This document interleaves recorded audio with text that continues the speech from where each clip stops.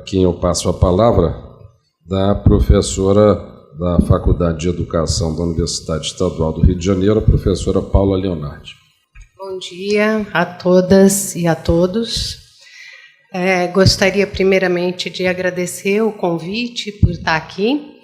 Como vocês podem ver, eu estou bem gripada e peço desculpas se por algum momento tossi e interromper um pouco, mas eu não podia deixar de vir. Primeiro, a Igreja Católica é uma instituição milenar, tem uma atuação na educação brasileira ao longo desse tempo todo aqui presente, desde a colonização, e é uma instituição que se adequa ao seu tempo. Então, eu entendo que esse convite para eu estar aqui na mesa também é esses novos valores, o chamado a estar uma mulher aqui na mesa, uma mesa majoritariamente formada por homens e brancos, e um convite para uma professora de uma universidade pública que estuda catolicismo. Então, entendo que seja isso, por isso fiz esse esforço de vir e também de divulgar a nossa pesquisa com vocês. Então, agradeço novamente essa oportunidade.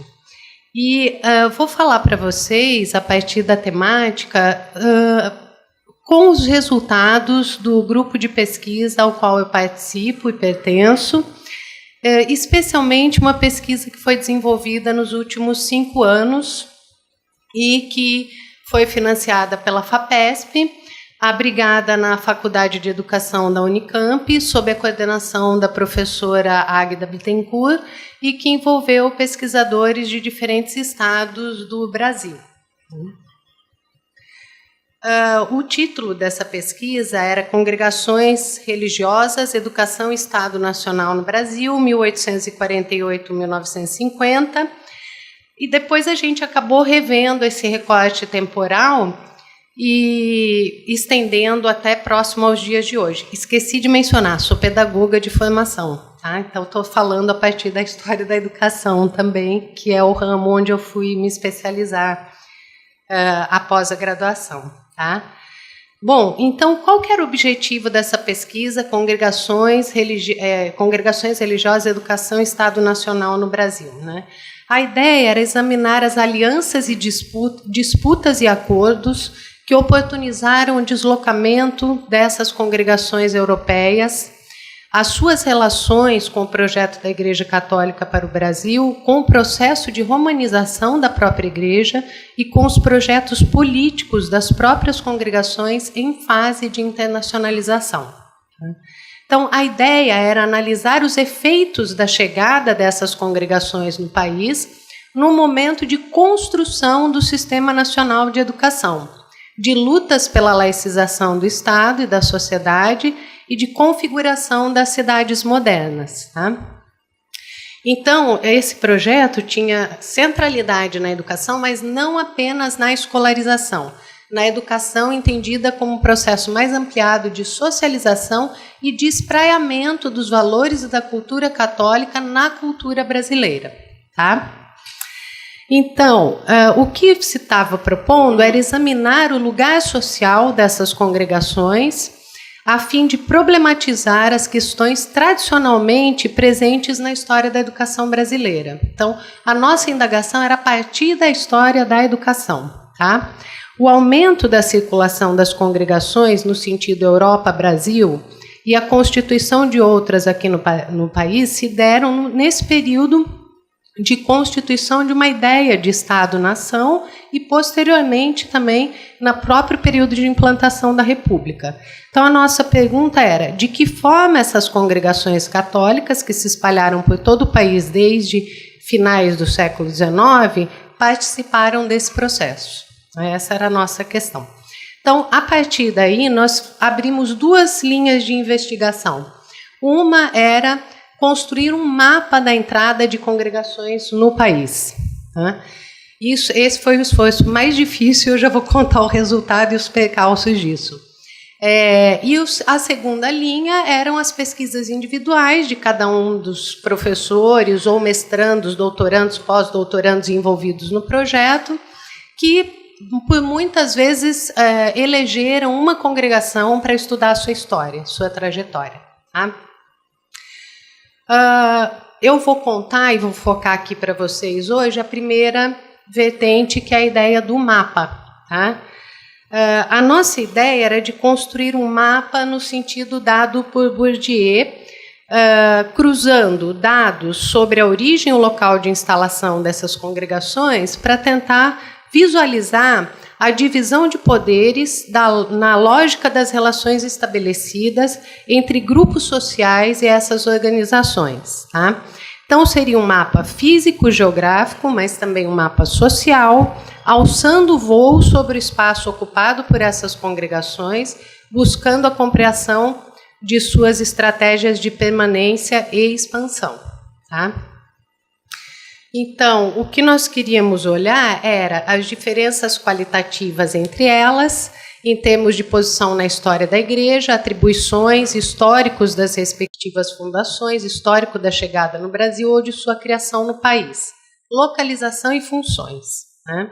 Então, assim, aqui nós temos 3 dossiês que foram produzidos durante esses 5 anos da pesquisa. O primeiro deles vocês podem encontrar aí no Cielo, né, na revista Proposições, publicado em 2014. Temos os artigos dos participantes desse grupo. Tá? Opa, desculpa.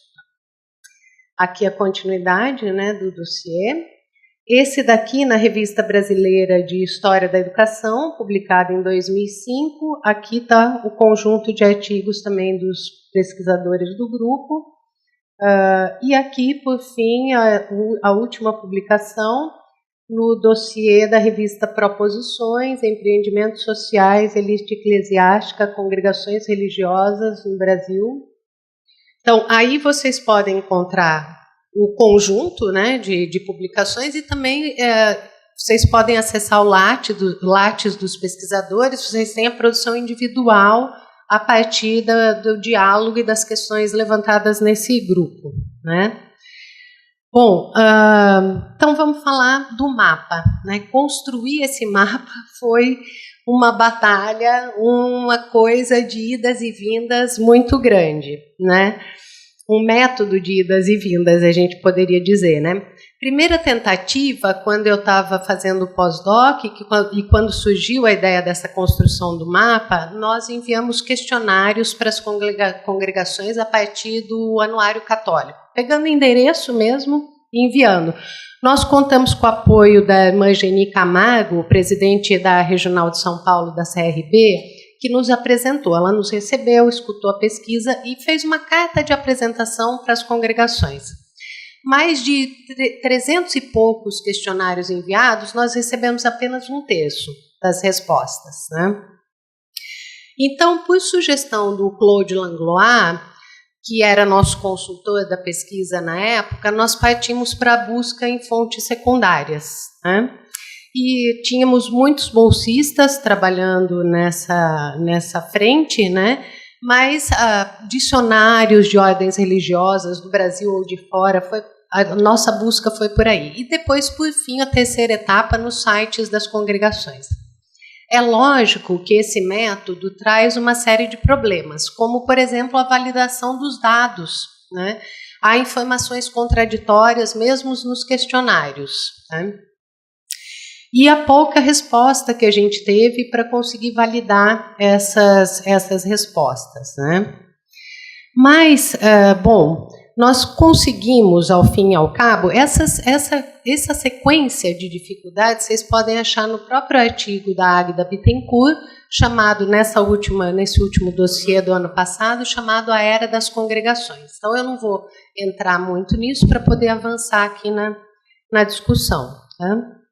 Então, ao fim e ao cabo desses muitos percalços, nós chegamos a um número aproximado ao que o CRB informa, né, que é 470 congregações, mas o anuário informa 591. Né?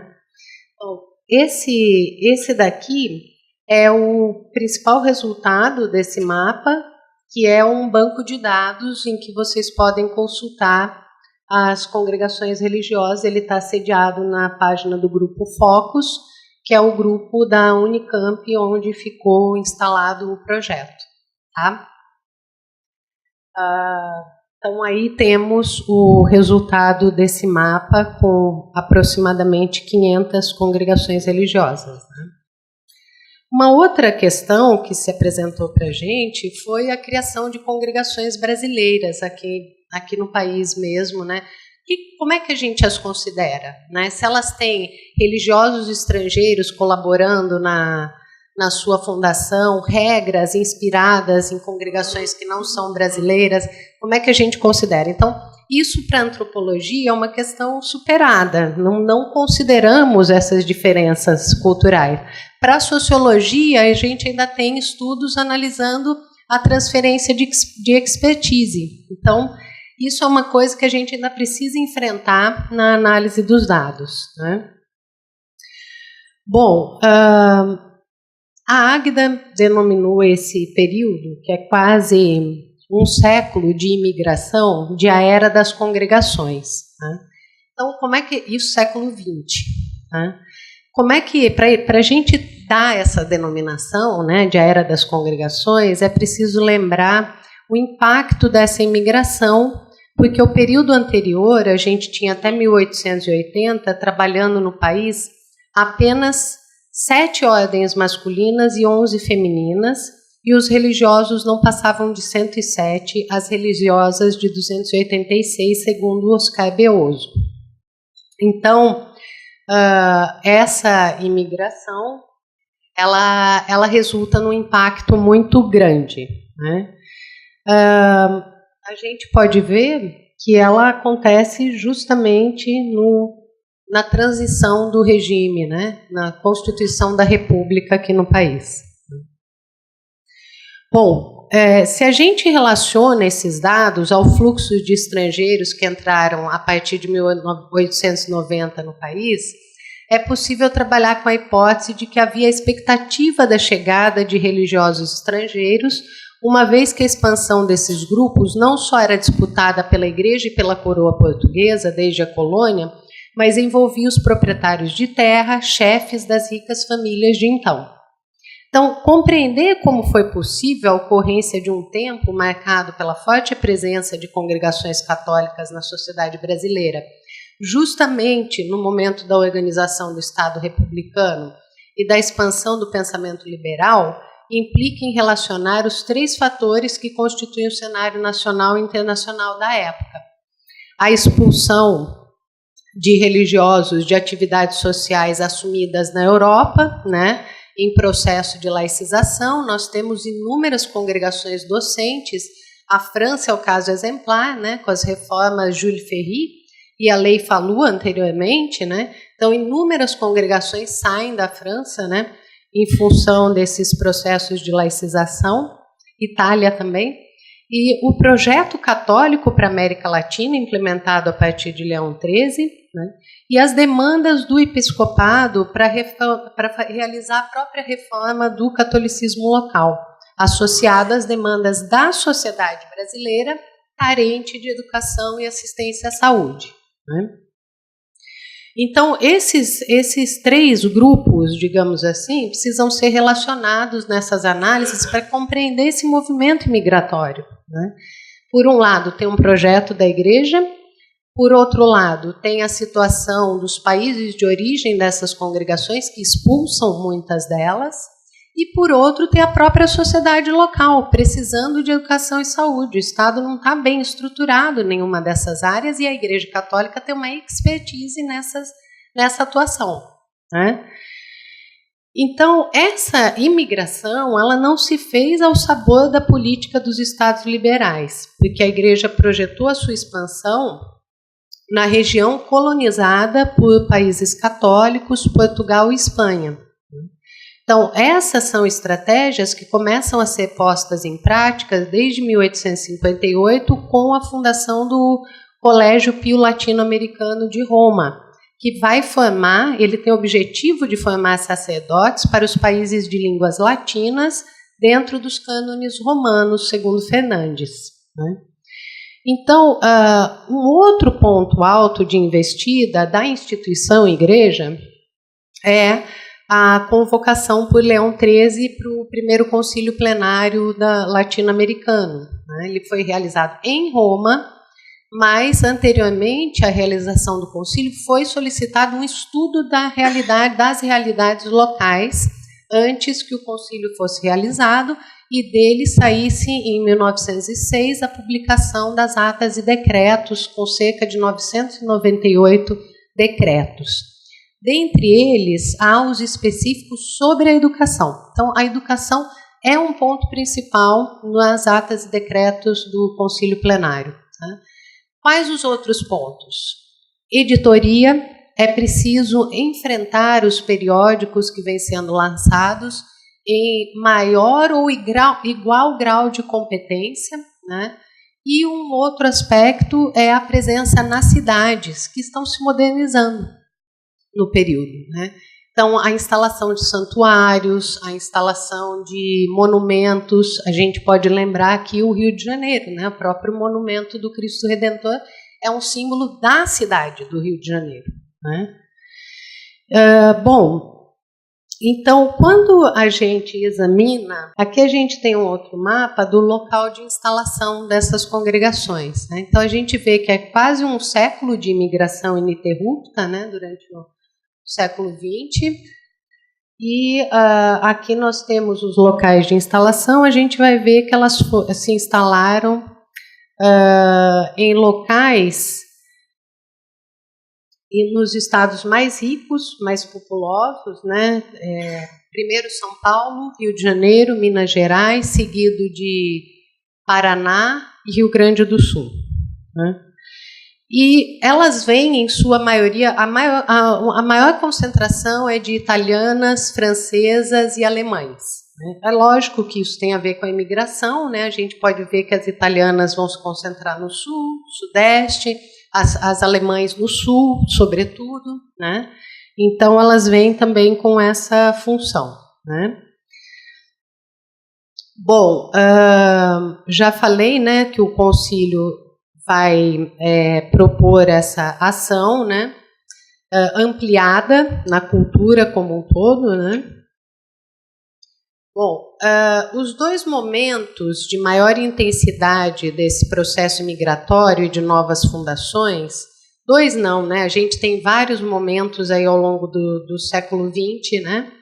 Mas eu vou destacar alguns deles para a gente poder observar historicamente como é que se situam, como é que se relaciona essa imigração com o que a gente está vivendo, né? Então, eles ocorrem em importantes períodos de mobilização social e cujas demandas eram distintas. Então, a gente pode pegar, por exemplo, os anos 20, tem um esgotamento do modelo da República Velha e o surgimento de movimentos operários e anarquistas, do movimento modernista nas artes e nas letras, do Partido Comunista Brasileiro, e na década seguinte a organização dos movimentos pela educação, com suas associações, suas conferências e seus projetos com direção à educação laica, pública e obrigatória, com vistas à formação do cidadão e da nação brasileira. Então, esses movimentos configuram um cenário descrito pelo próprio Alceu Amoroso Lima e que deveria ser combatido pela Igreja, do seu ponto de vista, como proposto no concílio plenário também. Então, a Igreja reagia, de algum modo, importando religiosos com suas expertises e organizando o laicato católico. A gente tem aí, nesse mesmo período, a criação do Centro Dom Vital e da revista A Ordem, né? Durante os anos de 30 a 50, a gente pode pensar que essa chegada dos religiosos continuou, né, segundo a gente viu na tabela, como também se mantiveram as fundações de congregações aqui no país, né? Nesse período, a Igreja estabeleceu uma bem-sucedida colaboração com Getúlio Vargas, centrada no Ministério da Educação, durante 15 anos, né, esse ministério foi chefiado pelos católicos mineiros. Alguém lembrou aqui o Capanema anteriormente, né? Então, de dentro do próprio ministério e através do Centro Dom Vital, foi projetada a primeira universidade do país, né? No confronto com a própria Universidade do Distrito Federal, idealizada pelo Anísio Teixeira, né? Então, essa universidade, para o seu Amoroso Lima, ela deveria constituir não só o coroamento de todo o processo educativo, mas uma instituição cuja finalidade é a formação do homem completo. Então, teria a cultura geral como uma de suas bases, né? Essa cultura geral é que tem que dar ao homem a consciência de suas 3 dimensões, estou citando, no sentido de si próprio, no sentido do próximo e no sentido de Deus. Mas a gente pode lembrar também o período do pós-guerra, né, que o processo de imigração se intensificou mais uma vez, e trata-se do momento em que as políticas internacionais, com a criação dos grandes organismos encarregados de manter a paz e reconstruir as nações, vão lançar o debate no cenário nacional dos grandes problemas sociais. Então, a gente vai ter aí as discussões sobre a fome, o analfabetismo, a questão agrária, todos a exigir soluções sobre esses males, né? Então, o país vivia um de seus períodos de abertura democrática. O Partido Comunista estava na legalidade novamente, né? A urbanização era crescente e o Estado investia na industrialização, ao mesmo tempo em que se espalhava, criando as estruturas de gestão e serviços públicos. Então, nesse período, aqui a gente vai ter a própria criação da Fundação Getúlio Vargas, né, e do CNPq, Conselho Nacional de Pesquisa, da Comissão Nacional de Aperfeiçoamento de Pessoal de Nível Superior, a CAPES, e do IBGE, né, entre outros organismos, né. Então, nos anos 50 e 60, também é o período em que o Estado completa as estruturas anteriormente organizadas no governo Vargas, né? E a educação era um tema de disputa forte nesse período. Não apenas no ensino superior, na pós-graduação, mas também na LDB, né? A LDB foi debatida e aprovada, consagrando um Sistema Nacional de Educação, prolongando-se por 12 anos o embate pelo financiamento público da educação. Entre os educadores que lideravam essa ala estava novamente Anísio Teixeira, né? E do outro lado, os militantes católicos representados por Gustavo Capanema.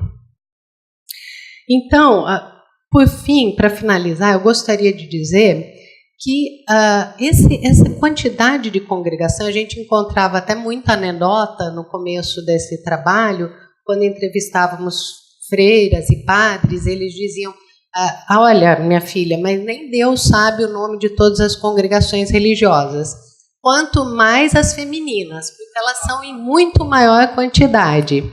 Muito maior quantidade. Então, quando há textos do nosso grupo analisando só essa questão da feminização do clero, né, na linha do Claude Langlois, né, o clero feminino é muito mais numeroso. Então, essa pleiade de congregações que a gente encontrou, elas são muito diversas.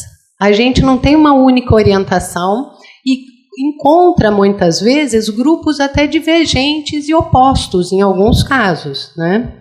Então, essa Igreja Católica que a gente encontra nos anos 50 e 60, ela está atuando em diferentes espaços sociais e, muitas vezes, com engajamentos políticos distintos, né? Se não opostos, pressionando e assessorando governos, organizando e apoiando movimentos sociais. Enquanto isso, Capanema e os católicos do Centro Dom Vital, organizando no Congresso Nacional ou no Conselho Federal de Educação a questão do ensino religioso e do financiamento público para as escolas confessionais, né?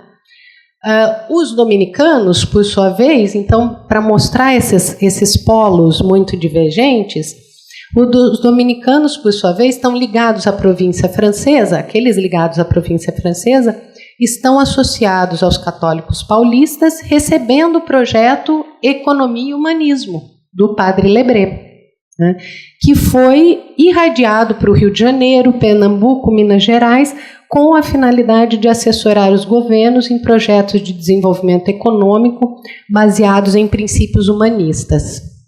né? Na mesma linha política, a gente tem dioceses do Brasil Central e do Nordeste espalhando o movimento de educação de base, o MEB, né? Comprometido com a alfabetização de jovens e adultos. E estudantes universitários, artistas e intelectuais criavam movimentos da cultura popular e centros populares de cultura, como o Paiva analisou, né? O movimento dos padres operários, também inspirado pelos franceses, teve um forte núcleo em São Paulo, né?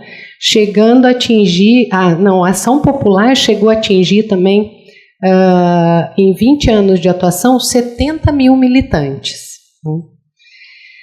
Bom, então, para finalizar, era um pouco isso que eu queria dizer, essa variedade, né? A gente vê aí nos anos 80 começar a reduzir essa imigração de congregações religiosas, e a nossa hipótese para um próximo projeto de pesquisa é que há um deslocamento da ênfase nas escolas para uma ênfase nas mídias, rádio, TV, etc.